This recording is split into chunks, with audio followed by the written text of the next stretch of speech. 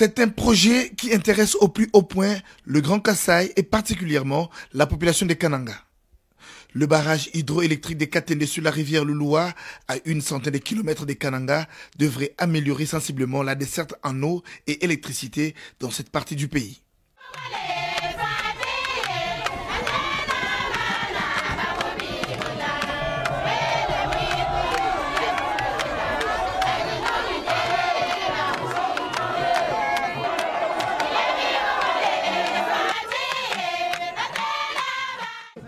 Ce projet tient à cœur le chef de l'État Félix Antoine Tshisekedi Tshilombo, qui a réservé sa première descente de terrain pour l'année 2022 dans les territoires des Dibaya. Sur place, le président de la République a fait le constat amer. Les travaux sont arrêtés et les herbes sauvages ont envahi le site. L'une des raisons de cet abandon est l'épisode Kamouinan Sapo qui a tout ralenti. La présence du chef de l'État a apporté une lueur d'espoir. Le matériel bloqué à Lubumbashi a été totalement acheminé pour poursuivre les travaux. Tous ceux qui ont passé à la tête du pays n'ont pas pu le faire. Alors, et il est le premier président à mettre pied sur le site. Alors, nous voyons qu'avec sa présence, dès que les travaux seront relancés et achevés, notre province va bien revivre. Et nos frères et sœurs qui chantent auront du travail et ça sera une grande joie pour la population. Vous voyez combien de gens sont là pour l'accueillir. Nous sommes vraiment ravis de sa présence ici sur cette terre et aussi surtout pour le relancement de ces activités de la chute. Avec une capacité de production de 114 MW, le barrage de Katende redonne espoir à tout un peuple. Le gouverneur de province intérimaire Simon Kabatousuila a rappelé la préoccupation de la population. Bien, il y a exactement plus ou moins 10 jours, j'étais sur ce site. J'accompagnais son Excellence, Monsieur le ministre Mwenze, venu se rendre compte de ce qui a déjà été fait, dans quel état se trouve le site, et faire rapport au président de la République. En partant, il m'a dit que sa visite était pratiquement la dernière parce que sa visite allait provoquer celle la toute dernière du président de la République, chef de l'État. Et ça nous fait plaisir que cette promesse qui nous a été faite par le ministre en charge des ressources hydrauliques et électricité, cette promesse s'accomplit par la présence parmi nous du président de la République, chef de l'État. De son côté, la SNEL attend de pied ferme la fin des travaux pour assurer le transport et la distribution des courants de Katende. Nous espérons, comme le chef de l'État prend les choses lui-même en main, par toutes les autres voies, il pourra maintenant faire aboutir le projet en main. Je crois qu'il est en train de collecter les données et il nous donnera les orientations. Nous allons l'accompagner. Aux chefs traditionnels et autres personnalités présentes, le chef de l'État a dit toute sa détermination de poursuivre ce projet jusqu'à terme.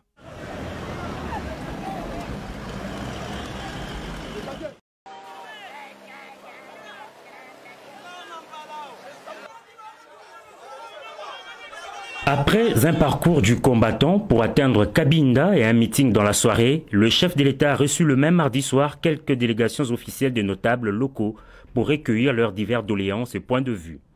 C'est l'évêque de Cabinda qui a ouvert le bal des audiences pour sa première rencontre avec le président Tshisekedi depuis son accession à la magistrature suprême. L'homme d'église a avant tout remercié le chef de l'État pour cette visite historique dans la province de Lomami. Nous l'avons remercié d'être venu jusqu'à Cabinda en affrontant courageusement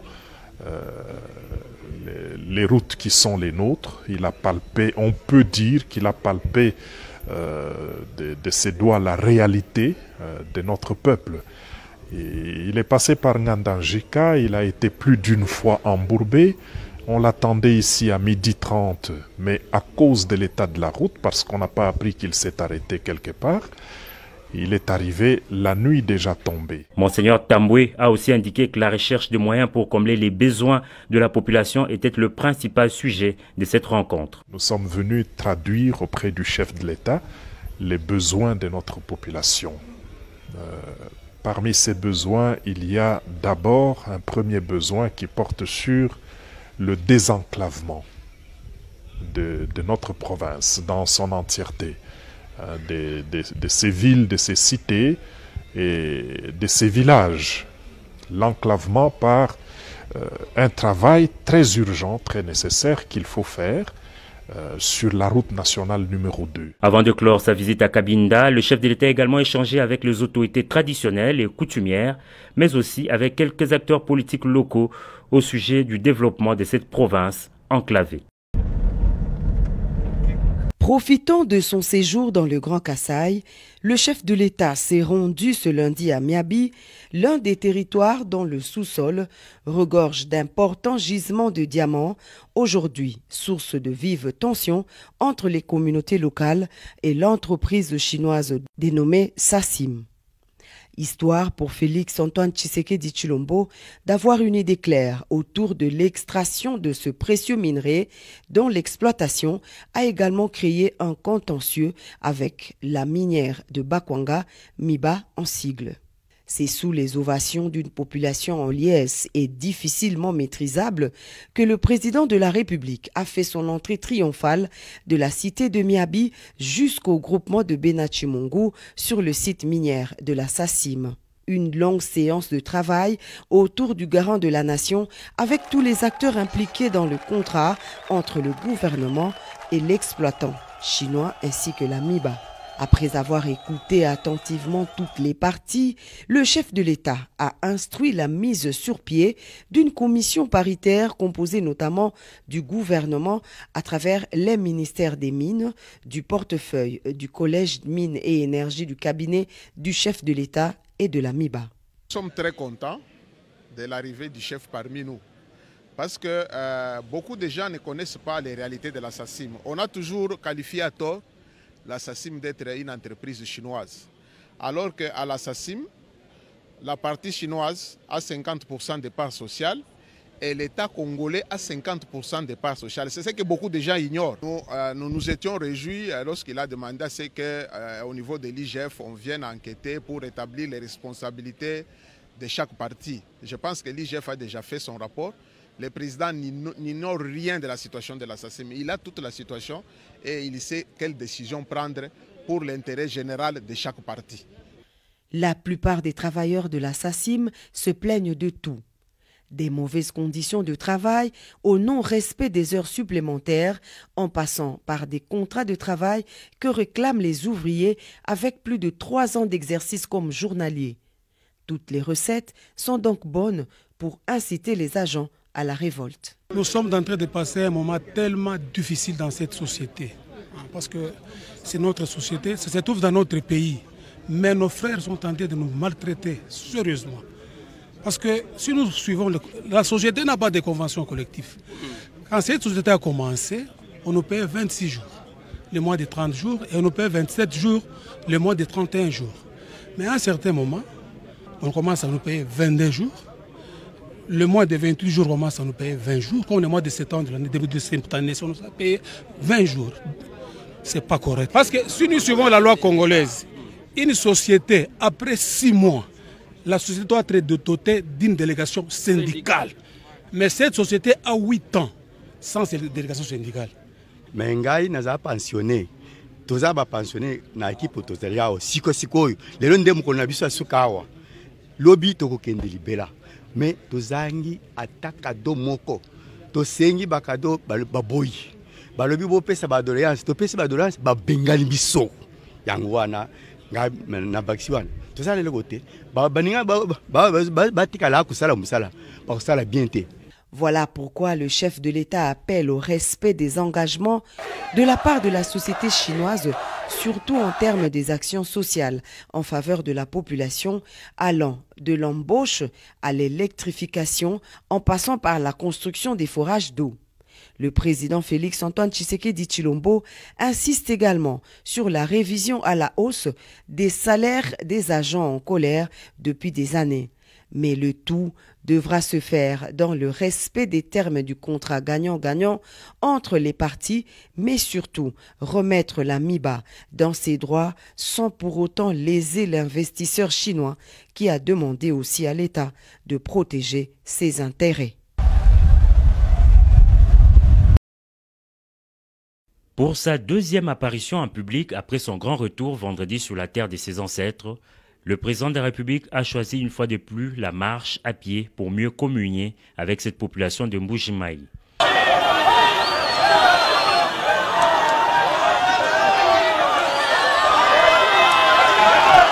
Une apparition surprise qui en si peu de temps a drainé des foules en ce jour de Noël. De sa résidence, le chef de l'État, Félix-Antoine Tshisekedi Tshilombo, a pris la direction du gouvernorat de la province à quelques encablures pour fêter Noël avec des enfants orphelins. C'est un véritable père de Noël que le président de la République, accompagné de son épouse, a fait son entrée dans cet espace. Très ovationné, il a échangé quelques mots avec ses enfants issus des 5 centres d'hébergement de la ville. Un bon père de Noël, il leur a apporté de nombreux vivres pour passer cette période de fête en toute quiétude. Le président de la République, c'est un roi. C'est un roi, mais vous avez un roi qui s'est rabaissé à l'exemple de Jésus, qui est le roi des rois, qui vient en Noël ici faire la kénose, les rabaissements, pour communier à notre humanité afin de nous diviniser. Le président de la République aussi se rabaisse, accepte de partager le repas avec les derniers de la société, leur montrer que vraiment Noël c'est la fête des petits, la fête des pauvres. Pour moi c'est un motif de satisfaction. C'est quand même un bon signe pour un président de la République que d'agir ainsi. Noël dans la joie et le sourire, ses enfants, une centaine environ, l'ont de la fort belle manière passée. Mbuji-Mayi, la capitale mondiale du diamant industriel, constitue la première étape de la visite du chef de l'État. Il reste très attendu à Kabea-Kamwanga et bien d'autres villes du Grand Kasaï.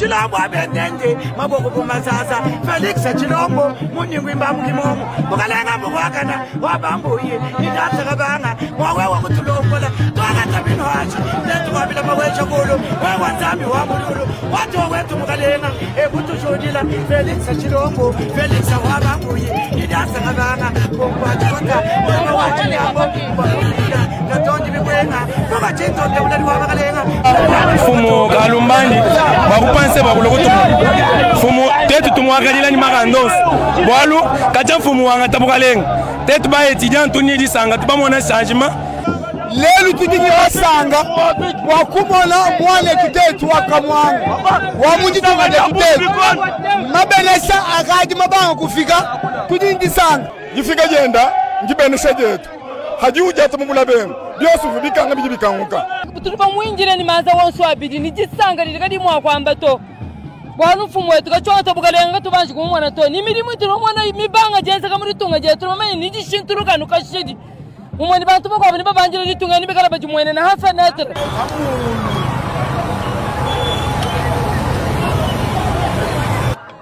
We are waiting you for to see you to open all door. Voilà, mesdames, messieurs, comme vous le constatez, c'est l'ambiance qui règne ici dans la ville de Mbuji-Mayi à quelques jours de l'arrivée du chef de l'État Félix-Antoine Tshisekedi Tshilombo, qu'on appelle ici Fils Maison. C'est le chef de l'État de la République démocratique du Congo qui vient rendre visite aux fils et filles du Grand Kasaï. Sa visite va commencer ici à Mbuji-Mayi. Vous avez vu l'ambiance qui règne. C'est tous les jours que la population de Mbuji-Mayi se déplace pour venir attendre le chef de l'État ici pour un accueil chaleureux. Alors, ils sont nombreux, fils, les enfants, les grandes personnes qui sont venus ici, toutes les couches de la population. Voilà, ça ce n'est qu'un avant-goût de l'ambiance qui va régner ici à Mbuji-Mayi le jour de l'arrivée du chef de l'État. Voilà. Congolaises et Congolais, mes chers compatriotes, conformément à la tradition, j'ai l'honneur de m'adresser à vous en cette fin d'année 2021 afin de vous exprimer tous mes vœux d'amour, de paix, de santé, de bonheur et de prospérité pour l'année 2022. En cette période de festivité où il est notamment de coutume de se retrouver en famille afin de célébrer la nativité et le passage à la nouvelle année, mes premières pensées s'adressent à celles et ceux de nos compatriotes qui ont eu à nous quitter au cours de cette année, et pour leurs familles et proches, pour lesquels j'implore notre Dieu, maître des temps et circonstances, d'atténuer le chagrin et de faire que la joie et le sourire illuminent à nouveau leur visage en 2022. Je ne pourrais également poursuivre mon propos sans présenter mes vœux et exprimer ma gratitude à nos vaillantes forces armées et de police qui passeront ces fêtes de fin d'année sur le théâtre des opérations afin d'assurer notre sécurité. Aux valeureux personnels soignants qui, en dépit du défi imposé par la Covid-19 et par la fragilité de nos structures de santé, s'en tient tant bien que mal au respect de son serment et veille en ce moment même sur des patients loin des leurs. À nos merveilleuses mamans qui, nonobstant les souffrances et humiliations leur infligées, font malgré tout du don de leur être, de l'abnégation, de l'amour et du partage les raisons de leur existence.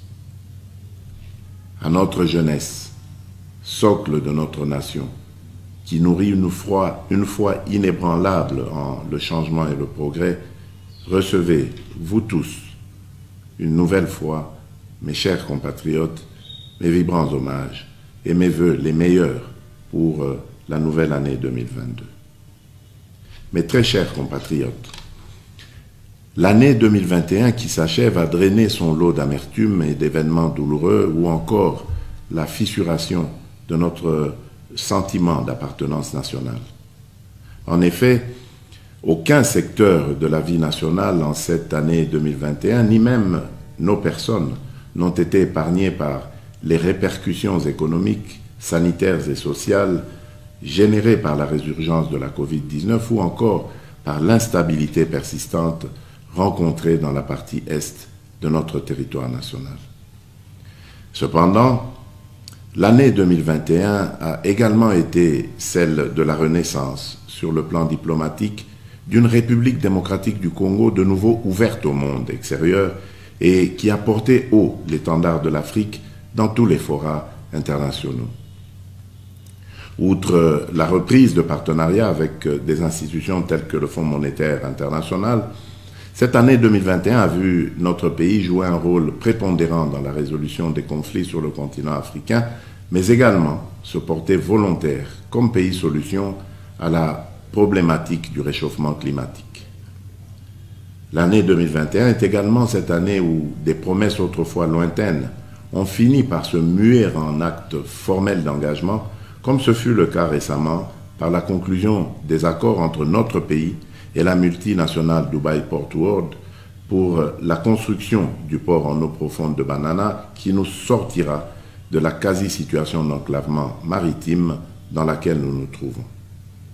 Je pense également au partenariat gagnant-gagnant conclu avec les Émirats arabes unis et d'autres pays, toujours dans cet objectif de lancer une fois pour toutes notre pays sur la voie du développement au moyen d'une utilisation rationnelle et efficiente de ses potentialités tant vantées.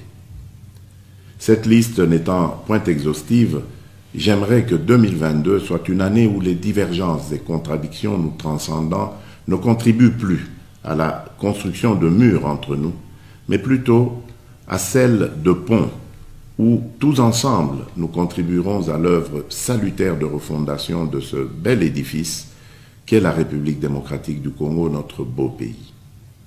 Mes chers compatriotes, Bandeko Babolingo, Pampangi ya Luzolo, Bana Betu Basuibwe, Wandugu Wapenzi, j'aimerais par ces vœux vous réitérer l'engagement que j'ai pris devant l'Assemblée nationale et le Sénat réunis en congrès, qui est d'œuvrer dans le sens de rendre à la République démocratique du Congo ses lettres de noblesse et d'en faire un pays plus fort et plus beau qu'avant.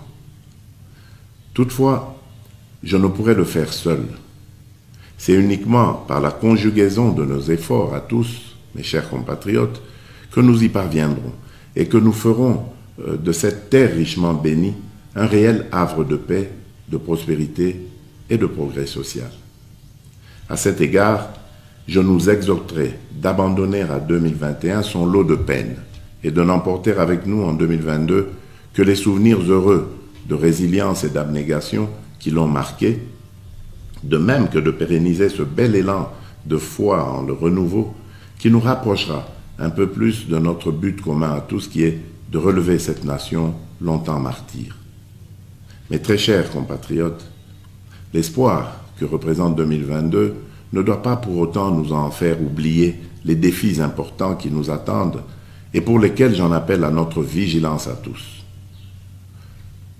En effet, outre l'obligation collective qui nous incombe d'œuvrer à la matérialisation effective d'un état de droit, il nous reviendra de redoubler d'efforts dans la protection des droits des femmes, de nos jeunes filles et enfants, et d'œuvrer dans la construction d'un environnement qui soit propice à leur épanouissement. Cette nouvelle année devra, plus que jamais, être marquée par la poursuite des réformes menées dans le sens de l'amélioration du bien-être des Congolaises et des Congolais. Ces réformes, tant structurelles qu'infrastructurelles, devront inexorablement guider la boussole de notre action qui sera indéfiniment tournée, comme toujours, vers le peuple d'abord.